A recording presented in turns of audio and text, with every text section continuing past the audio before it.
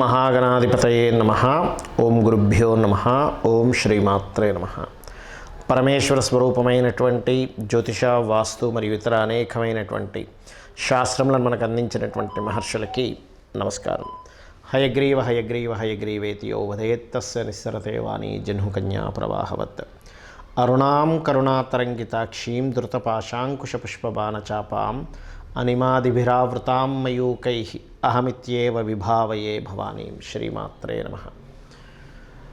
మనం ఈరోజు చెప్పుకోబోయేటువంటి టాపిక్ ఏమిటి అంటే, మే 2వ తేదీ నుంచి గురువు మారనున్నాడు. మరి మేలో మారితే ఇప్పటి నుంచి ఎందుకు చెప్తున్నారండి అంటే, ఎప్పుడు కూడా లాంగ్ టర్మ్ ప్లానెట్స్ అంటారు. అంటే లాంగ్ టర్మ్లో ఎక్కువ కాలం ఒక రాశిలో ఉంటాయి. అవి ఇంకో 2 నెలల్లో మారబోతుంది.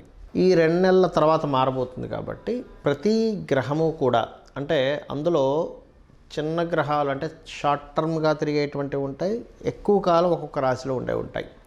అందులో గురువు ఒకడు. అంటే గురుగ్రహం మనకి సంవత్సర కాలం, సంవత్సరం మీద ఇంకొన్ని రోజులు ఎక్కువే ఉంటాడు ఒక్కొక్క రాశిలోని. అదేవిధంగా శని 2.5 రోజులు, రాహువు కేతువు 1.5 సంవత్సరాలు ఉంటారు. వీటి ఇంపాక్ట్ కూడా మీ లైఫ్లో పెద్ద పెద్ద ఇన్సిడెంట్స్కి ఉంటుంది, పెద్ద పెద్ద నిర్ణయాలు తీసుకోవడానికి. అంటే ఎటువంటివి?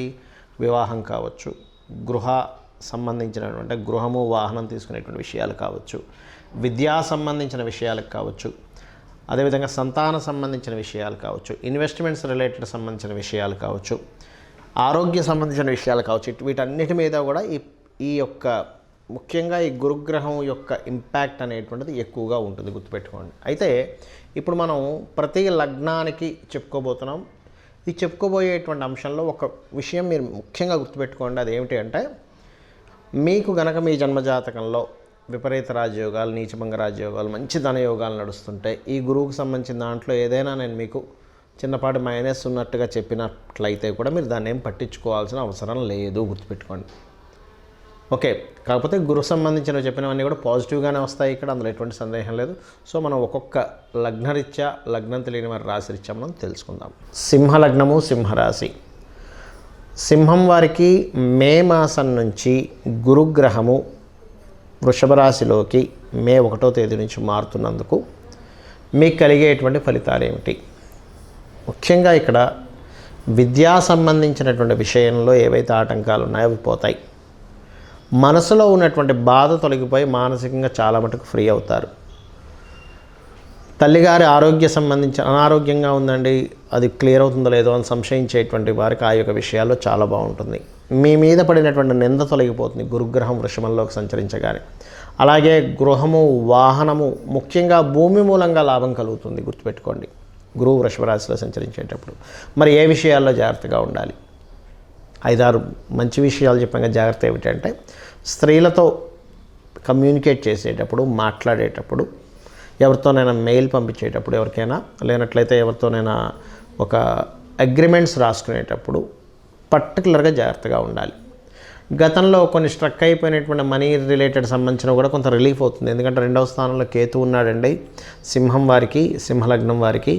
సో దానికి మరి గురుదృష్టి ఉన్నందుకు ఎంతో కొంత సేవ్ చేస్తాడంటే ఖచ్చితంగా అక్కడ సేవింగ్ ఫ్యాక్టర్ అనేటువంటిది ఉంది, అందులో ఎటువంటి సందేహం లేదు. అయితే ఇక్కడ ముఖ్యంగా జాగ్రత్త తీసుకోవాల్సింది ఒకటే ఒక అంశం ఏమిటి అంటే, అది చాలా క్లియర్గా కమ్యూనికేషన్స్ స్త్రీలతో చేసేటప్పుడు చాలా జాగ్రత్తగా ఉండండి.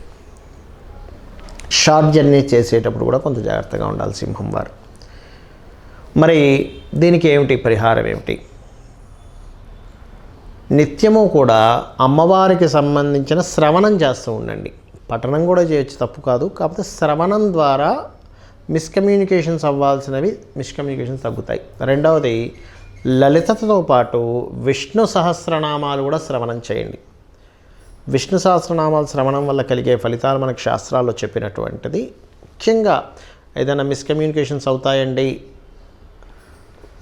ప్రపంచంలో, అంటే మీకు పెద్ద పెద్ద చేంజెస్ అన్నీ కూడా ఒక మాట ద్వారానే అవుతాయండి, గుర్తుపెట్టుకోండి. ఒక మంచి కావచ్చు, చెడు కావచ్చు. కాబట్టి ఈ జాగ్రత్తలు తీసుకుంటూ తీపి పదార్థాలను ఏదైనా సరే, అంటే పాయసం లాంటిది ఇట్లాంటిది ఏదైనా ఒక తీపి పదార్థాన్ని మీకు ఇంట్లో అయితే ఇంట్లో నైవేద్యం పెట్టి దాన్ని నలుగురికి పంచిపెట్టండి. లేదా ఆలయం దగ్గరగా ఉన్నట్లయితే ఆలయంలో మీరు తీపి పదార్థం, అమ్మవారి ఆలయంలోకి వెళ్ళి మీరు ఇంట్లో తయారు చేసుకున్నటువంటి ఈ పదార్థాన్ని నైవేద్యంగా పెట్టి చేయండి. అలాగే తెల్లటి పుష్పాలు ఉంటాయి. తెల్లటి పుష్పాలతో లలితా సహస్రనామాలు చదువుతూ ఒక్కొక్క పుష్పంతో మీరు పూజ చేసినట్లయితే కూడా ఈ యొక్క దోషం అనేటువంటిది పరిపూర్ణంగా తొలగిపోవడం జరుగుతుంది. చాలామందికి వాళ్ళ లగ్నము, వాళ్ళ రాశి, వాళ్ళ నక్షత్రం ఏమీ తెలియదు. మరి అలాంటి వారు ఈ గురువు యొక్క మార్పు వలన కలిగే ఫలితాలను ఎలా పొందాలి? గుర్తుపెట్టుకోండి, గురువు ఎప్పుడైతే మారుతుంటాడో రాశిలో పుష్కరాలు వస్తాయి. మీకు పుష్కరాలు ఎక్కడొచ్చాయో ఆ పుష్కరాలకు వెళ్ళి అక్కడ స్నానం చేయడం ద్వారా గురువు ఇచ్చేటువంటి సంపూర్ణమైనటువంటి శుభ ఫలితాలు జరుగుతాయి. ఒకటి గుర్తుపెట్టుకోండి. రెండవది, ఏమండి మాకు గురువు ఈ సంవత్సరం మంచి ఫలితాలు ఇస్తాడా, మంచి ఫలితాలు ఇవ్వడం మాకు అర్థం కావట్లేదు, ఏం చేయాలి అంటే చాలామందికి కావాల్సిన మంచి ఫలితాలు, అశుభ ఫలితాలు ఎవరికి వద్దు, శుభ ఫలితాలే కావాలని కోరుకుంటారు, కోరుకోవాలి కూడా, అదే అందులో ఎటువంటి తప్పు లేదు. మరి దానికి ఏం చేయాలంటే ఒకటే గుర్తుపెట్టుకోండి. మీకు గనక మీ ఎలా తెలుసుకోవాలి తేడాని అంటే గురు నక్షత్రాలు, గురువారాలే ప్రత్యేకంగా మీకు కొంచెం ప్రతిసారి ఏదో ఒక ఇబ్బంది కలుగుతుంది, ఆగుతుంది అంటే మీ జన్మజాతకంలో కానీ గోచారంలో కానీ మీకు డేట్ ఆఫ్ బర్త్ టైము తెలియవు. కాబట్టి గురువు నెగటివ్ ఫలితాలు ఇచ్చే దాంట్లో ఉన్నాడు అని మీరు అర్థం చేసుకోవాలి. గురు నక్షత్రాలు అని చెప్పాను, ఏమిటవి? పునర్వసు, విశాఖ మరియు పూర్వభాద్ర. ఈ నక్షత్రాల్లో కూడా మీకు ఏదైనా ఒక పని అవ్వాల్సింది ఆగిపోయింది. అంత దూరం ప్రయాణం చేసి వెళ్ళామండి, అవ్వలేదండి, తీరా దగ్గరికి వెళ్ళాక ఆయన మళ్ళీ రేపు రమ్మన్నాడు, లేనట్లయితే ఇంకా రకరకాలు చెప్తూ ఉంటాం, వేస్ట్ అయిపోయింది, ఇవాళ ఏదో బిజినెస్ సాగుతుంది కూడా సాగలేదు. ఇవన్నీ గురు నక్షత్రాల్లో గురువారాల్లో జరుగుతున్నాయి అంటే మే మాసం నుంచి మారిన గురువు మీకు అనుగ్రహాన్ని అందించలేకపోతున్నాడు. అప్పుడు మరి ఏం చేయాలి అంటే సింపుల్గా ఒకటే గుర్తుపెట్టుకోండి. దక్షిణామూర్తి స్తోత్రం కానీ లేనట్లయితే తారాదేవి యొక్క అష్టోత్తరం చదువుకోవడం కానీ, జయ గురుదత్త, శ్రీ గురుదత్త అనే నామస్మరణ కానీ, దిగంబర శ్రీ పాదవల్లభ దిగంబర అనేటువంటి నామస్మరణ చేసినా కూడా గురువు యొక్క అనుగ్రహం పరిపూర్ణంగా కలుగుతుంది. లేదండి మీకు దగ్గరలో మీకు విద్య నేర్పినటువంటి గురువులు ఉంటారు, వాళ్ళకి ఏదైనా వస్త్రదానం ఇచ్చి వాళ్ళకి కాళ్ళకి నమస్కరించుకోవడం, లేదా ఎక్కడో ఉంటానండి, నేను అమెరికాలో ఉంటాను, మా గురువుగారు ఏమో ఇండియాలో ఉంటారు, మాకు తెలియదు అంటే మాకు తెలియదు అంటే ఇన్ సెన్స్ మేము కలవలేము, పరిస్థితి ఆయన ఎక్కడున్నాడో కూడా తెలియదు. ఇప్పుడు ఒకప్పుడు మాకు నేర్పించారు కానీ ఇప్పుడు ఆయన ఎక్కడున్నాడో ఆయన డేటా, ఆయన ఫోన్ నెంబర్ కానీ ఆయన విషయాలు మాకు తెలియకుండా అయిపోయాయి అనుకుంటే కనీసం అతను స్మరించుకొని అతని పాదాలకు నమస్కరించుకున్నా కూడా గురువు యొక్క అనుగ్రహం పెరుగుతుంది. ఇది గుర్తుపెట్టుకోండి. అదేవిధంగా గురువారాలు మీకు ఎఫెక్ట్ ఎక్కువగా వస్తుందంటే గురువారాలు ఉపవాసం ఉండండి, గురువారాలు దానం చేయండి. ఎటువంటి దానాలు ఇవ్వాలి? శనగలు, పసుపు రంగు వస్త్రము దానంగా ఇవ్వండి. అదేవిధంగా గురువారాల పూట గోవులకి అరటికాయలు తినిపించండి. పసుపు, గంధము లాంటి పదార్థాలని మీరు దానంగా ఇవ్వండి ఆలయాల్లో. అదేవిధంగా పసుపు వర్ణము కలిగినటువంటి పుష్పాలతో దక్షిణామూర్తిని సేవించండి. ఇవన్నీ కూడా ఏం చేస్తాయంటే గురుగ్రహ సంబంధించినటువంటి ఏవైతే మీకు నెగటివ్గా ఎఫెక్ట్స్ వస్తున్నాయని తగ్గిస్తుంది. అలా అని చాలామంది తెలియక ఏం చేస్తారంటే ఏమంటే నాకు గురువు బాలేడు అందుకే నేను కనకపుష్య రాగం పెట్టేసుకున్నాను అంటాడు. అలా పొరపాటును కూడా చెయ్యకూడదు. ఎందుకంటే చెప్తాను చూడండి. మీ దగ్గర కొన్ని కూరగాయలు ఉన్నాయనుకుందాం, వంకాయలు ఉన్నాయనుకుందాం, అంటే చిన్న ఎగ్జాంపుల్ కోసం. అందులో పుచ్చిపోయినవి, పాడైపోయినవి ఉంటాయి, బాగున్నవి ఉంటాయి. ఇప్పుడు మీరు పుచ్చిపోయినవి వండుకొని తింటారా, బాగున్నవి తింటారా? బాగున్నవే తింటాం.